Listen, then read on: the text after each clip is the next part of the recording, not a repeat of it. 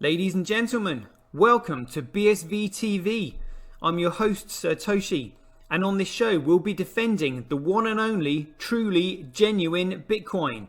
The Bitcoin that Satoshi Nakamoto designed in his white paper as a peer-to-peer electronic cash system for the world. Let's get the disclaimers out of the way.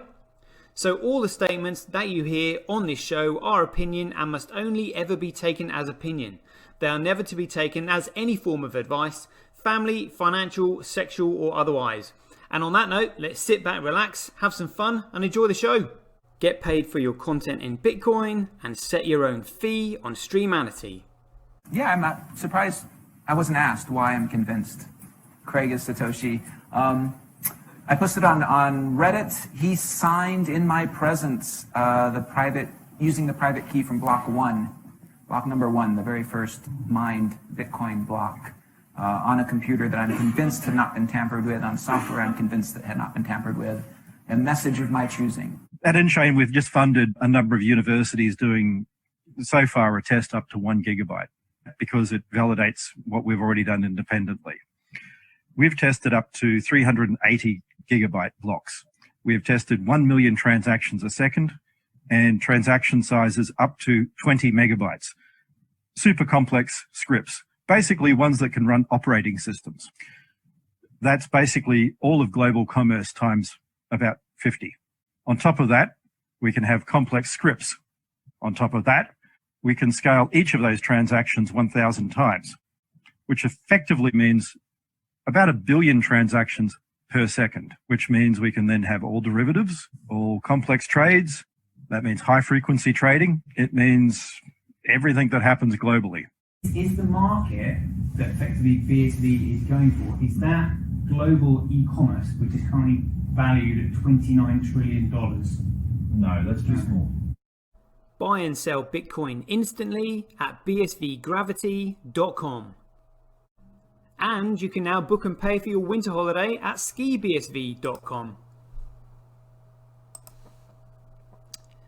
Good afternoon, everybody. It looks like we are live at 5 once again. Sorry, I was a little bit late today. I was ready and everything. And then you know how you get engrossed in something, trying to do some more research. Time just slipped away from me. And then before I knew it, it was after 5 o'clock. So I was just like, whoa, right, let's get cracking.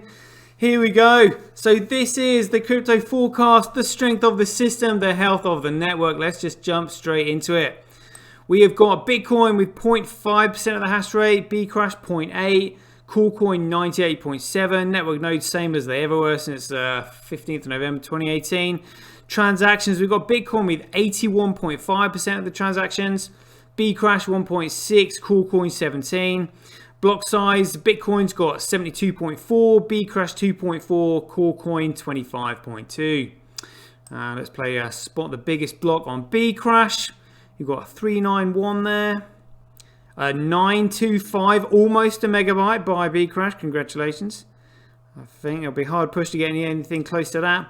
Yes, a 925. Oh, they've got a megabyte. Pro hashing, a 1.2 megabytes. Congratulations to Bcrash. First time I've seen that in a long time. There we are. So they made over a megabyte. Well done to them. Coolcoin don't need to look at because they actually have a 1 megabyte restriction, so it's going nowhere. But let's see what's going on Bitcoin. Immediately I spot a 19 megabyte block. 19 megabyte, absolutely massive in comparison. 16 megabytes, so 11 megabytes. So we've got 19.5, that's the biggest one there, 19 by Huobi. All right, up in their game. Yeah, look at that. So 4.9, 4.9, 8, 14, 3.9, 13, 11 in megabyte. Absolutely fantastic network. Brilliant stuff. So we've got Bitcoin. Oh, I'll tell you what, before we just look at that, let's just have a quick look at Bcrash just for lols. Oh, I love looking at this. You know, place your money on when this is just going to cease to exist. So we've got Anne-Marie's coin along the bottom and then the bitchin chain at the top. Anne-Marie's chain and growth versus the bitchin chain. These are all the miners on the bitchin network. Oh my god, these are the miners on Anne-Marie's network. Absolutely insane.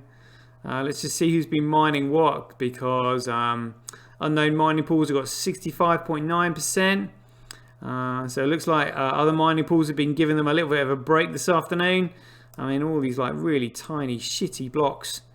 There's no data in them whatsoever. Absolutely insane. But it looks like Hathor has jumped on the bitchin chain, taking up all the empty blocks there. But BTC.com macking it. Oh, all right, interesting. All right, yeah. So Hathor with 2.8% of their hash rate on the bitchin chain. We'll see what Hathor is doing in just a minute on the actual Big Daddy chains themselves, the Mac Daddies, should we say? So here we have Bitcoin hash rate by network. Yeah, you know, that'll just simply follow the price, which will follow value very soon. Proof of work by network, 1st of August 2017. Bcrash versus Bitcoin. Bcrash versus Bitcoin. It is currently 7.4% more profitable to mine on CoreCoin than Bitcoin. Let's have a look at this. So daily average Bitcoin block size by network just dipped down a little bit on Bitcoin, but absolutely killing it. Transactions on the network, Bitcoin killing it. Transactions per block, Bitcoin killing it. Fees, USD, Bitcoin smashing it. Fees, Satoshi's, Bitcoin smashing it. And block reward ratio, again, that will come with price, which will follow value. Blockchain growth by network, big crash down there, dear oh dear. A little bit of an upturn there from Bitcoin, good. Global hash rate 7 days. Looks like all the big boys are up there. The top three, F2 pool in BTC.com, followed by the two biggest shitcoin enterprises of Binance and Antpool. Global hash rates 24 hours. Pretty much the same as global hash rate there. So all the big boys at the top, followed by the two biggest shitcoin enterprises below that. CoreCoin, looks very similar to 7 days, global hash rate 24 hours, and CoreCoin hash rate 24 hours. Again, there's the two biggest shitcoin enterprises just below that. Let's see what's going on Bcrash. Looks like Hathor chomping on the bit there, making sure none of these shitcoin enterprises get their way with any easy blocks taken off them. But again, you know, whoever it was that designed Hathor that way, that takes some extremely deep, fundamental technological know-how in order to do that. So it does make me laugh. I would love to know how that's been achieved. And here we have Bitcoin. So we've got Huobi macking it hard. Tau with 15.2, via BTC 7.6, mempool, Norpool, and then we've got F2 pool, BTC.com. The only Mac Daddy that's not on there is pooling. But let's just have a little look to see the kind of blocks, see where Huobi is on these other pools. Just have a look. So Huobi is not mining Bcrash. I cannot see. I know Huobi's got a tiny amount, 0.6% on there for whatever reason.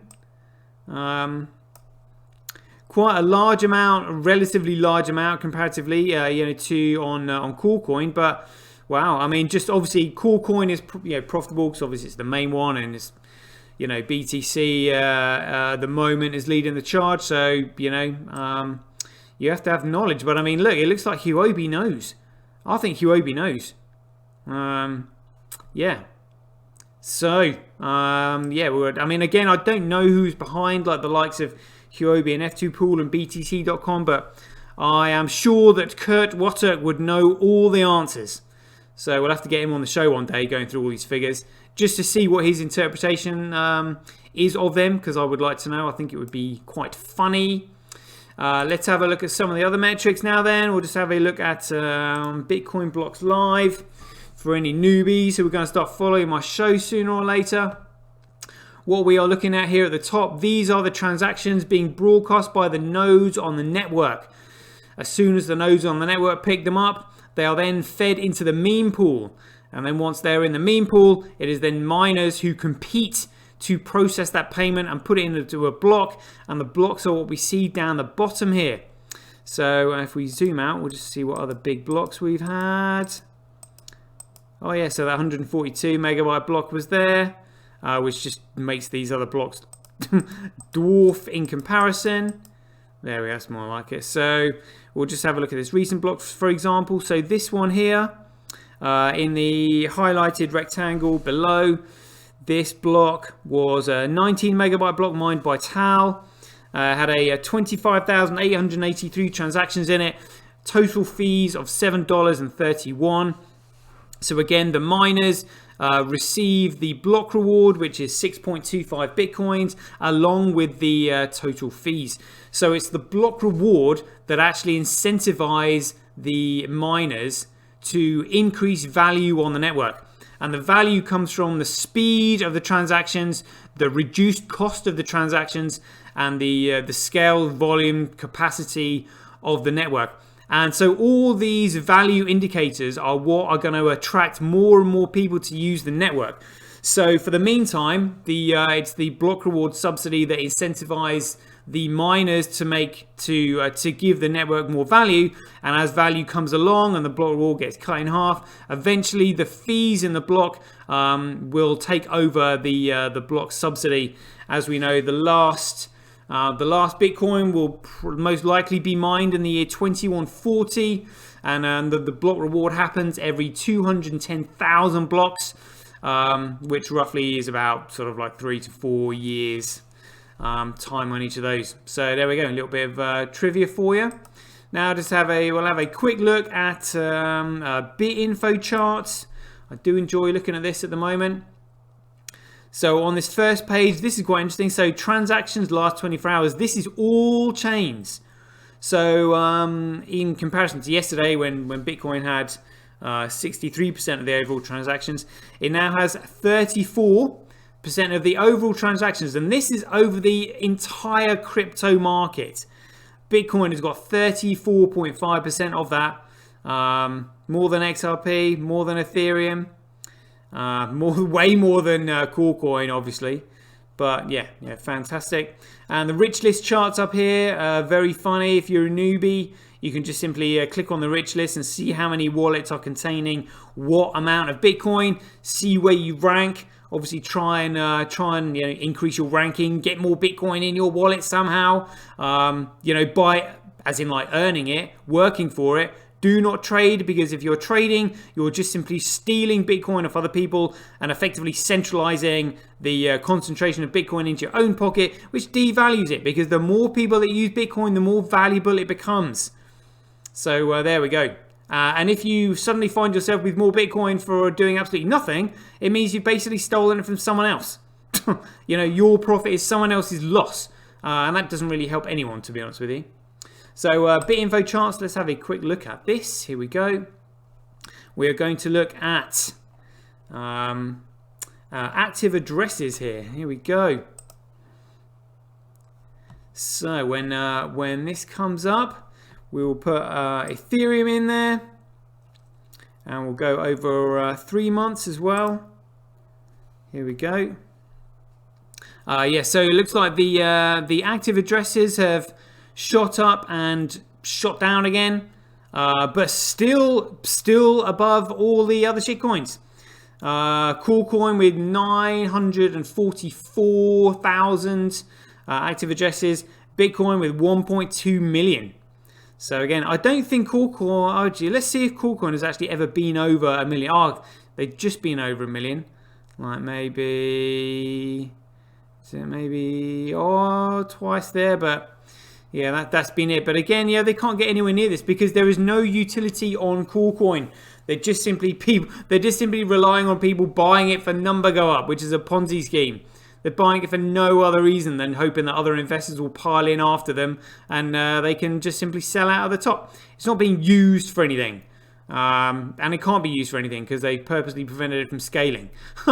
So, any and all second layer solutions are just essentially centralized pieces of crap. The data on them is not safe, which means it has no fundamental value whatsoever. There we go. So let's have a quick look after that at the shitcoin market. Oh, here we go. As you can see, I've just been looking at the exchanges there. Let's just have a look, see what Coolcoin has been doing. So 2% up today. Still hasn't reached 20,000 like all these shitcoiners were hoping to. You know, who's going to be brave enough to buy in when it starts touching that, when they know pretty much all the traders are there waiting for a rug pull? You know, is anybody going to do it? Anybody going to take the plunge? There's no new money coming in, you know. But yeah, there we go. Not really interested in any of these shit coins whatsoever. Let's just see what Bitcoin has been up to. Oh, would have been a nice little entry point earlier today. Oh, still, yeah, you know, not bad. I'm hoping it dips a little bit lower, to be honest with you, because I've got some funds coming my way that I'd like to put in. So the lower the price, the better value for money. And as we've said before, price does not affect the value. Value is derived from the speed, cost, and scale of the network. Value is the potential the network has, and that just simply doesn't change. It can improve with speed, cost, and scale, but price is just simply social. Price is just simply governed by supply and demand in a particular market at a specific moment in time, whereas value is the potential the network has got and the market that it could potentially gain. That's the fundamental difference there. So that's the figures done with. Let's jump into crypto Twitter gossip. So just a few funny things that I wanted to mention first here. This was a video that somebody sent me earlier. Thank you, Matt Savage, for sending me this through. I found this absolutely hilarious. Now imagine if you were this guy. Check it out. So this was by Joshua Hensley 7 hours ago. Caster FM, the world's first on-chain podcasting service. So a Compound dev team steals over $10 million in latest DeFi attack.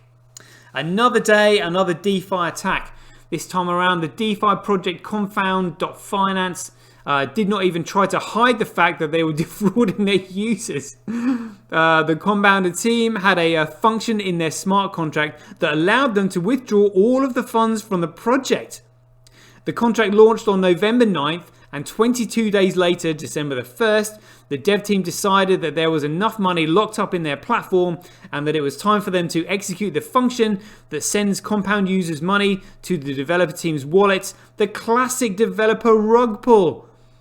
Oh my god. I mean, this is Compound as well. This was meant to be one of the more sort of like respectable DeFi projects. Yeah, and it was they had this rug pull, you know, execute function in there. Outrageous. So I've been going for 44 minutes. Spot on. That'll do for today. Nice little show. Hope you all enjoyed it. So as ever, be aware, take care, stay safe out there.